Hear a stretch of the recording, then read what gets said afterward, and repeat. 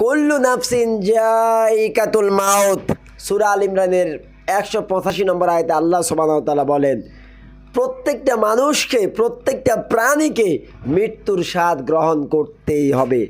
এরপরে আল্লাহ রাব্বুল আলামিন আবার স্মরণ করিয়ে দেন সূরা আনকাবুতের 57 নম্বর আয়াতে, কুল্লু নাফসিন জাইকাতুল মাউত সুম্মা ইলাইনা তুরজাউন। নিশ্চয় নিশ্চয় প্রত্যেকটা প্রাণীকে মৃত্যুর স্বাদ গ্রহণ করতেই হবে এবং আমার কাছে প্রত্যাবর্তন করে ফিরে আসতেই হবে। মৃত্যুর যন্ত্রণা কত কঠিন আল্লাহ সুবহানাহু ওয়া তাআলা সূরা কাফের 19 নম্বর আয়াতে বলেন, ওয়াজাআত সাকরাতুল মাউতি বিল হক। নিশ্চয় মৃত্যু যন্ত্রণা আসবেই, নিঃসন্দেহে মৃত্যু যন্ত্রণা আসবেই।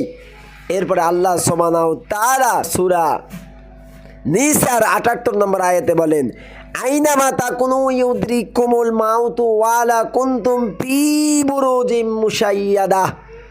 কত বড় কথা আল্লাহ সুবহানাহু ওয়া তাআলা, কত ভয়ঙ্কর কথা, কত হৃদয় কম্পন কথা এখানে বললেন। আল্লাহ বলেন, তুমি যেখানে থাকো না কেন, যত বড় মজবুত অট্টালিকা বিল্ডিং এর ভিতরে থাকো না কেন, এমন মৃত্যু তোমাকে পাকড়াও করবে। যেখানে পলায়ন করবে সেখান থেকে মৃত্যু তোমাকে খুঁজে নিয়ে বের করে নিয়ে আসবে।